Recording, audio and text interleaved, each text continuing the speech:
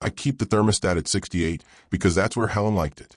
The living room still holds her crocheted throw, orange on the outside, a stubborn strip of mustard running down the middle like a road marking. I sit in my chair. Her chair sits empty. That's the map of our house now. One chair empty. One old man holding it together with grocery lists and duct tape. I broke my hip the January before last slipping on black ice by the mailbox. The ice looked like the concrete had polished itself out of respect for cold. The neighbor kid, Tad, found me and called 911.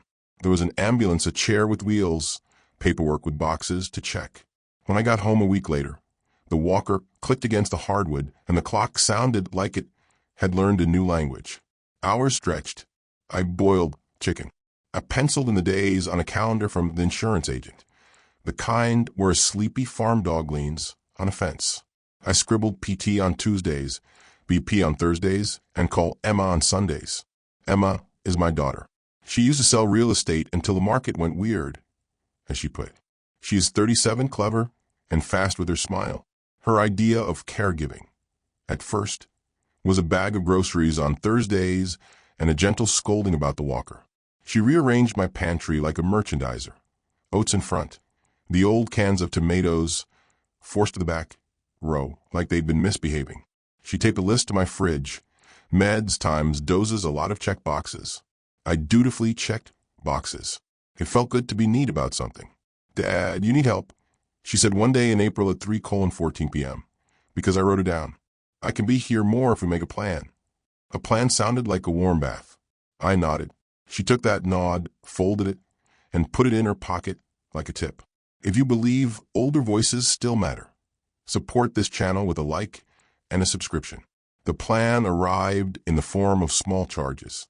First, a caregiver supply run for $228.13 at Target. Paper towels, wipes, a new set of measuring spoons because mine smelled like onion. Then a Zelle request for $600. Gas plus time plus pharmacy. Then $900. Dentist prepay, trust me. The next week it was $1,200. Therapy, so I don't burn out. I didn't recognize the therapist's name, but I told myself we live in a strange new world where even the helpers need help. In June, she put it into words. Dad, this is work. Family work, but still work. I'm doing about 20 hours a week between errands, calls, and check-ins. Market rate is $25 an hour. That's $2,000. I'm not asking for that. I'm asking for $1,500 because I love you. I wrote a check. She took a picture of it with her phone and said, you see, it's easy. July had an extra heartbeat. It brought heat that made the blinds sweat and a mailman who kept his hat in his hand like he didn't believe in it anymore. Emma stopped asking. She started billing. An email showed up with the subject line caregiving fee July and a PDF with a little table. Under services it listed meal prep, house cleaning, meds management, appointment coordination, emotional labor. The fee, $5,000. Due, July 31st. I called her. The call clicked. Then her voice came on warm as laundry. $5,000 is a lot, Not in this economy, Dad. And remember, I fronted the dentist, and I'm putting miles on the car. Also, I had to hire childcare for Noah because you change your eye appointment twice. I can do it. Why so formal? Because I'm sick of doing this informally and being second-guessed. If this were a stranger, you'd pay it without blinking. I blinked 3 times. Then I paid. The PDF for August came with a logo. Emma Care LLC. It read, in a font that looked like toothpaste. $5,000 again. Due August 31st. I paid again, the way a man keeps eating because he doesn't know how to stop.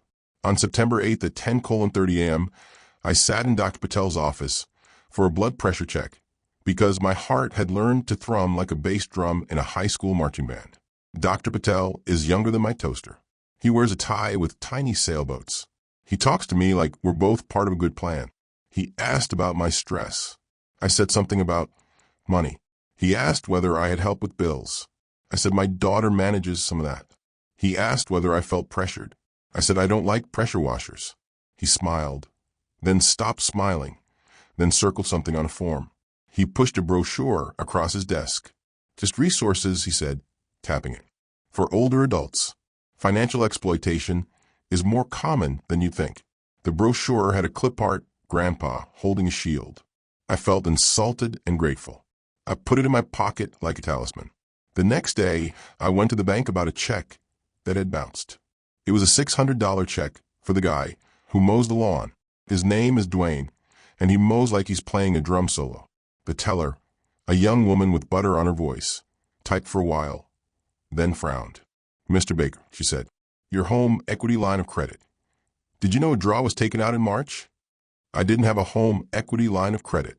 I had a house that had been paid off for 12 years, a roof that creaked in storms, and a mortgage-burning party photo where Helen had held up a lighter with the pride of a woman who read instructions twice. "Can I see that?" I asked. She turned the monitor. There was a number, $128,400. Draw date, March 15th. Signer, Charles Baker. Except that wasn't my signature. It was a fast, glossy scrawl that looked like a river trying to leave town. There was a power of attorney document on file, dated March 1st, notarized at a UPS store on Maple Avenue. Agent Emma Baker. "You can revoke a power of attorney," the teller whispered, as if we were conspirators. "You can absolutely revoke it." The floor shifted under me. I went home without buying eggs. 2 days later, Emma took me to dinner at Riverside Grill to talk about the fall plan. Riverside Grill likes Edison bulbs and reclaimed wood, which is to say it likes pretending it's better than it is. She ordered the quinoa bowl. I ordered the meatloaf because it had a name from the old world, and I wanted something that wouldn't surprise me. $5,000 again, she said, like she was reading me the weather, plus a one-time $2,500 reassessment, because the housework has increased. I found mold under the sink. "Where?" She waved her fork. "Under the sink, Dad. I told you. You never listen." We sat in a little sea of tastefully chipped paint and soft guitar. At the table behind us, a couple argued in a hiss about a wedding registry. At the bar, a man watched a college game with his eyes half closed, like he hoped the team would behave without him. Emma kept talking. "If we're going to do this right, we need to formalize." I talked to a friend who does elder care. She said I'm undercharging. Her words, not mine. "You opened a line of credit on the house," I said quietly. She paused. Then she took a long sip of her seltzer. "I did it to pay for your care. I didn't authorize it. You did. That day at UPS, remember? We did the power of attorney because the bank was harassing you. You were so anxious. I fixed it. I wasn't at the UPS store on March 1st. Emma's smile turned thin as dental floss. "Dad, you signed so slowly. You probably forgot. Don't do this. Don't make me the bad guy for helping you." The waiter came to ask about dessert. Emma said, "No," as if sugar were a crime. I felt my voice rising up in me like a different person had put it there. "Return the money," I said. "Close the line. No more fees." Emma leaned forward, elbows on the reclaimed wood, face softening into a script she knew well. "I'm your daughter. I'm the only one showing up. Noah has soccer. My rent is late, and you need me. We're a team." She reached for my hand. It was like watching somebody take the lid off a blender while it was on. I pulled my hand back. The couple behind us stopped arguing about spoons. The man at the bar pretended to squint at the score. A gray-haired lady at the host stand studied the chalkboard as if the specials might solve something. "Dad," Emma said, louder, running warmth into the room like steam. "Don't embarrass me." I stood. My cane knocked the table. A water glass toppled and bled into the napkins. "The fees stop," I said, and my voice shook. Her face went blank. Then she gathered herself like a stage curtain and smiled at the room. "He gets confused," she told the waitress. "He's had a fall." "I fell," I said, "but I didn't forget." She paid with my card. Night has a sound. At my house, it's the hum of the refrigerator, the tick of the living room clock, and the neighbor's dog naming the dark in soft barks. I pulled out the file box from the hall closet. Manila folders, a mustard stain on the lid where a jar had tipped the winter Helen died. I found tax returns, old mortgage statements, the title, Helen's Letters. Lists of chores written in her careful hand with a flourish under the word please. I spread it all on the dining room table and made columns with a ruler like a schoolboy. I opened my laptop. I logged into my bank account. The numbers shook as if trying to get off the page.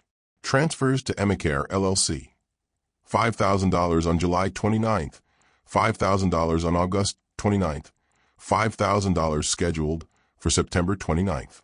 Zelle payments. $600, $900, $1,200 a drumbeat. Checks to cash. $2,500 in May, $2,500 in June. Debit charges I couldn't place. $428.77 at Home Wellness. $1,142 at Elite Cleaning Solutions. Once on June 3rd, again on June 15th. $2,684 at Family Care Options on July 12th. Child care I suspected, for a child that wasn't mine. The line of credit was the big one, $128,400. In 2 draws, $70,000 in March, $58,400 in May. My house had become an ATM for a woman with a logo and a story. At 1:13 a.m. I called the bank's fraud line. A man with a Midwest voice asked me my favorite teacher, Ms. Cobb, 4th grade, short white hair, wore skirts with pockets. He put me on hold, came back, and said, "We can freeze the line, Mr. Baker. We can notate suspected elder financial exploitation." It felt obscene to hear those words lined up like that, like they were about someone in a newspaper. I said yes. He froze it. Then he told me about a list of documents I would need to bring into a branch if I wanted to file a formal claim. Police report, notarized affidavit, revocation of power of attorney. I hung up and called my answering machine from the kitchen phone to test it. I left myself a message. "Remember," I said to my own tinny voice. March 1st, UPS store. You were home. You were with your walker. You were watching a game show. Remember. The clock said 2:22. I made eggs. I wrote a number on an index card. $85,300. That was Emma in the last 12 months, not counting the line. I put the card in my pocket and folded it until it felt like grit. On Monday at 10:00 a.m., I tuned into a free legal clinic on Zoom. The kind with a lawyer whose tie is slightly loose and whose office plants are dying heroically in the background. I kept my camera off. I listened. He talked about guardianship, about restraining orders, about exploiting elders. He said phrases like pattern of coercive control, and indicia of incapacity and best interests of the principal. He said, "In this county, you can file a temporary restraining order if you fear immediate harm, which can include financial harm. You will need dates, amounts, specific incidents." Paper beats memory. Paper beats memory. I wrote it down. In the chat, someone posted a link to forms. Someone else posted a phone number for Adult Protective Services. A woman with a gentle voice asked, "How do I revoke a power of attorney if I'm not sure I have one?" The lawyer said, "Execute a new one revoking any prior instruments. Send notice to any known agents. File with your bank. Put it in writing. Serve it. Serve it." The word had weight. After the meeting, I called Adult Protective Services. The intake worker had an efficient kindness. I gave details, dates, amounts, the waiter at Riverside Grill, the therapy so I don't burn out, the power of attorney at UPS, the line of credit. "Has she ever threatened you?" the worker asked. "Not with words," I said. "What about access to food, medicine, transportation?" "She drives me to the doctor," I answered. "She also scolds me for needing the doctor." There was a silence on the line, like someone closing a file. "We'll open a case, Mr. Baker," the worker said. "We'll coordinate with law enforcement if it rises to that. If you feel in danger, call 911. I didn't feel in danger. I felt in a story. I printed the forms. I invited Emma over on Friday at 9:00 a.m. because I wanted daylight for the conversation. I lined up the papers on the dining room table. I set my little Sony digital recorder on the runner like cutlery. I moved Helen's throw to the back of a chair so it wouldn't get involved. I made coffee in the old Mr. Coffee with a paper filter because those metal ones make it taste like a barn. Emma came in already on a call, AirPods in, voice bright. "Hey, Dad," she chirped, kissing the air near my cheek. "Hold on," she told the phone. "I'm with a client." She looked at the papers. Her eyes did a restless sweep, then landed on the power of attorney revocation. "What is this?" she asked. "Revocation," I said. "Effective today. Also, I've frozen the home equity line, and I need a written accounting of every dollar you've billed or taken in the last 12 months. She laughed. I'd forgotten how much I hate that laugh. It's light and mocking and comes with a shrug like extra garnish. I'm not doing this, she said. You don't get to turn on me, like I'm some stranger. After everything I've done, do you want me to stop coming? Is that what you want? I want you to stop stealing. She flinched with her whole face like I'd slapped her. Don't you dare. Don't you dare use that word. I am your daughter. I pressed the red button on the recorder. I told you this is recorded, I said, for clarity. You're recording me? Her voice jumped up an octave and then got very quiet. You're sick. You're paranoid. Then it will protect you, I said. It sounded noble in my head. In the room, it sounded brittle. She plucked up the revocation notice, crumpled it into a mean little ball, and dropped it into her purse. I'm taking this, she said. You can't revoke something you don't understand. You can't revoke love. That's what this is. No, I said. This is money. I tapped the printout of the bank statement. The numbers stared back at me, unafraid.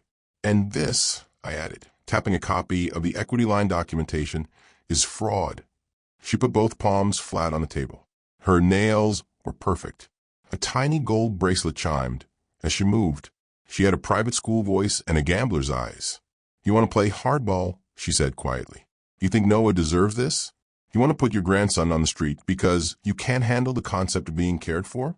You want to die alone for your precious principles. I thought of Noah's Lego cities and how he never lets me knock them down.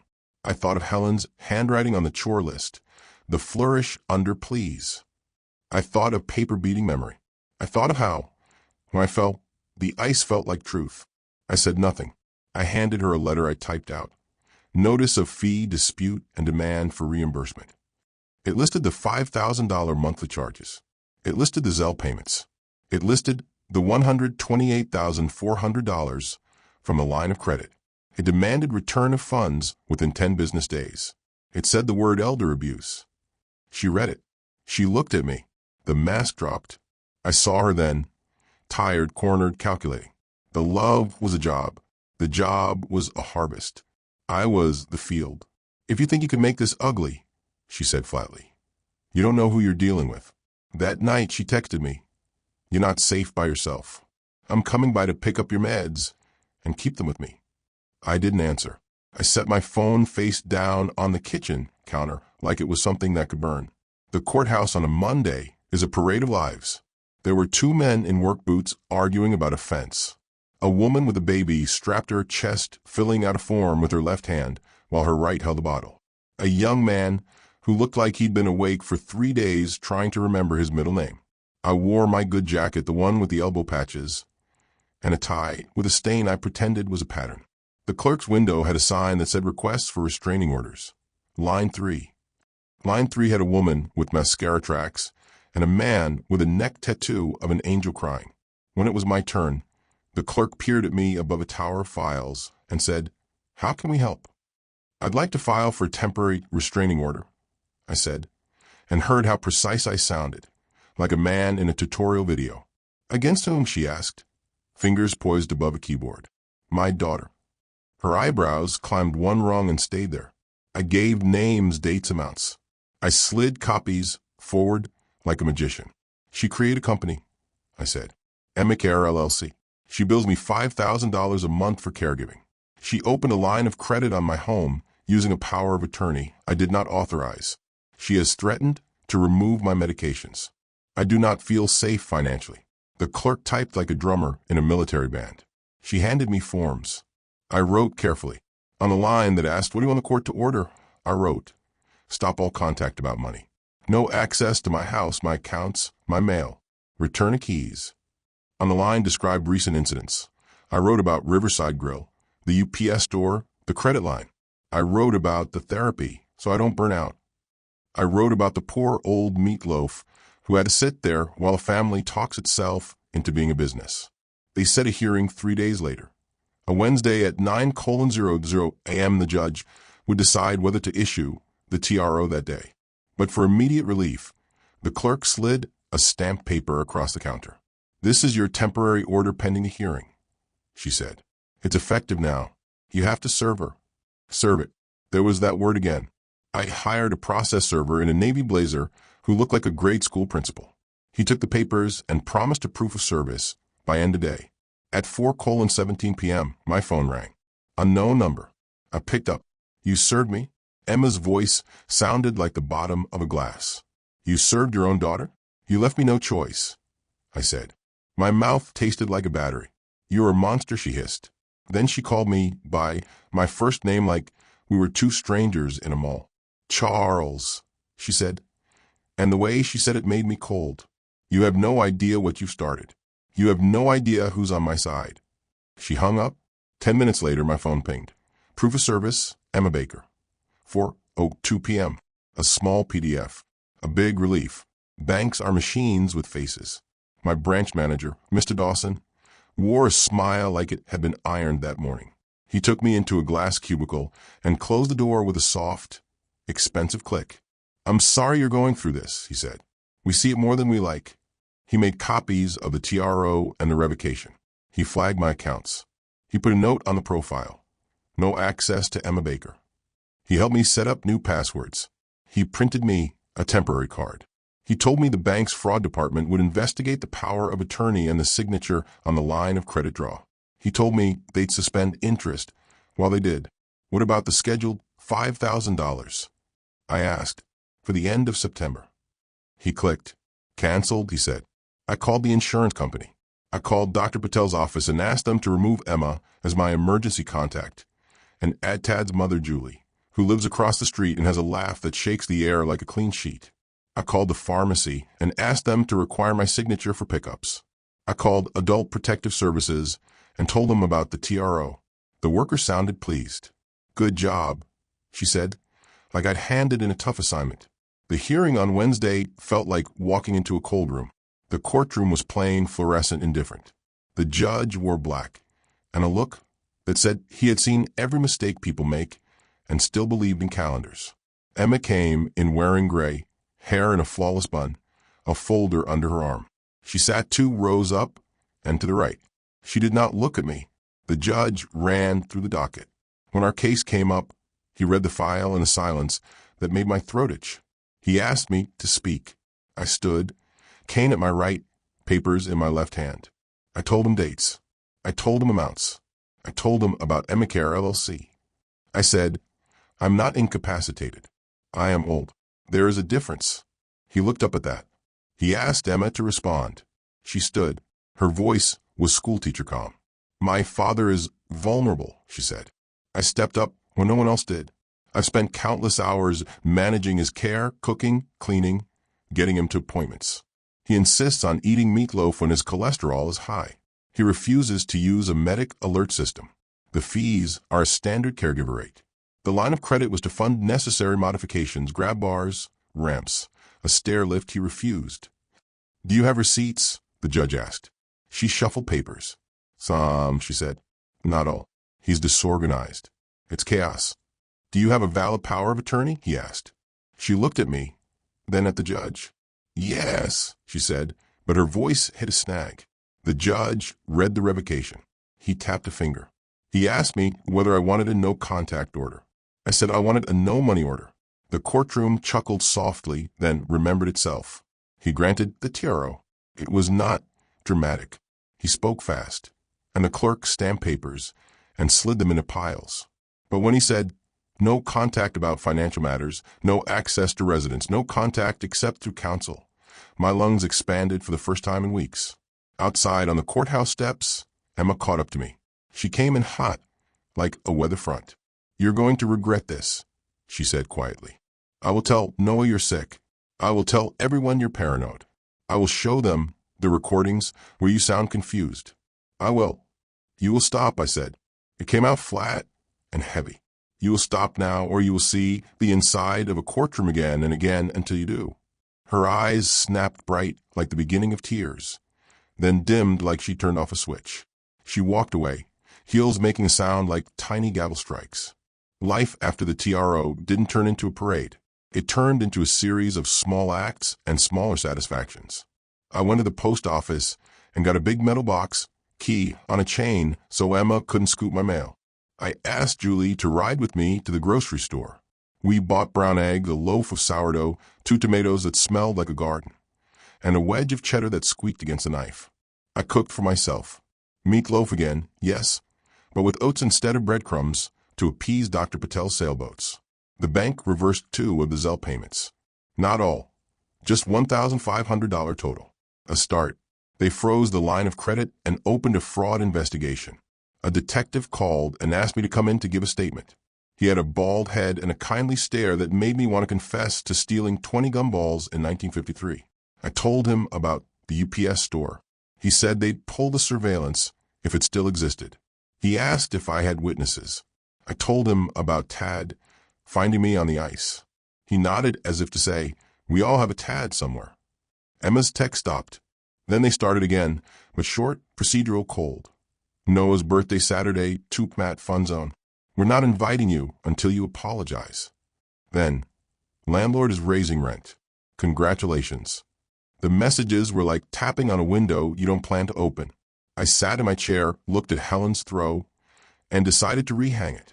I washed it on delicate with light, dried it flat, then draped it over my own shoulders while I watched the news as if it were a weather report for someone else's storm. I pulled the old Panasonic radio down from the shelf above the washer, opened it, and gently bent the battery contacts back into spring. When I turned it on, the tinny voice of a man reading baseball scores filled the laundry room like a kindness. A month later, I got a letter from the bank. We have determined that the power of attorney presented on March 1st was not valid. Effective immediately, all authority under said instrument is revoked and any transactions executed under its purported authority are under review. It didn't sing, but it hummed. It hummed like a machine that knew what it was made for. Emma showed up once more in late October at 7:40 p.m. when the sky was losing a fight with evening. She stood on my porch holding casserole like a prop. The porch light made her eyes look like glass. I didn't open the door. We spoke through the screen. Don't you miss me? She asked. The casserole steamed slightly. Don't you miss your family? I miss the idea of you, I said. It surprised us both. I miss the idea of us that I carried around like an old coin. She laughed, but softly like that laugh was tired. You think you won, she said. This isn't a game, I answered. Winning would be you not being the kind of person who bills your father for emotional labor, and then spends the money on a therapist to process it. The casserole trembled. I had to fix my life, she said. You tried to fix it with my house, I said. We were quiet. Then, the two of us separated by a mesh that looked flimsy and was very strong. Tell Noah I love him, I added. Tell him his grandpa will always come if he needs a ride or needs someone to listen. Tell him that. She turned and walked away, carrying a casserole she didn't want to drop. I locked the door. I made tea. I sat at the table and went through a box of photographs. Helen in a red coat under the first snow. Helen hammering a ribbon into the ground for the tomatoes. Emma, as a girl, leaning against the refrigerator with a grin too big for her face, holding up a crayon picture of a house with a sun that looked like a flower. I took out the index card with the number $85,300 on it. I turned it over. I wrote, paper beats memory. Then I crossed it out and wrote, memory beats paper if you don't lie to yourself. There are still calls to make, hearings, forms, a detective who needs a timeline, a clerk who needs a stamped envelope, a judge who will look at me and see a man who is old but not a fool. There's a house that creaks a little less when I tell it it's safe, a radio that remembers songs from easier afternoons, a neighbor kid who shovels my walk without turning it into a billable hour. There's a life. I make meatloaf. I eat it at the table with the sun dragging itself across the wood like a nap.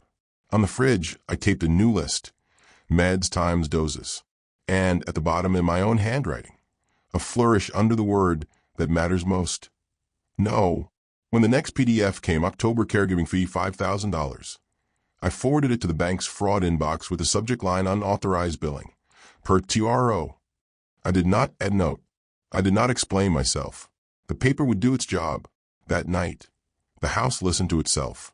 The hum, the tick, the dog. I pulled Helen's throw over my knees. The heater clicked on at 68, obedient and unsurprised. I set the TRO on the table. Its black letters, a fence line I finally believed in.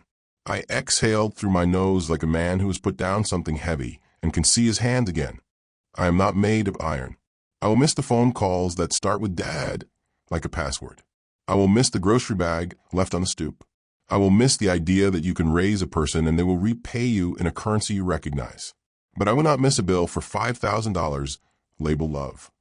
The story isn't neat. It isn't a moral written in caramel on a cake. It is a file of stamp papers, a canceled transfer, a revoked access, a neighbor's laugh, a judge's monotone, a daughter with beautiful nails, and a hollow place she keeps feeding. It is me, old and alert, drawing a line with a dull pencil and making it very, very dark.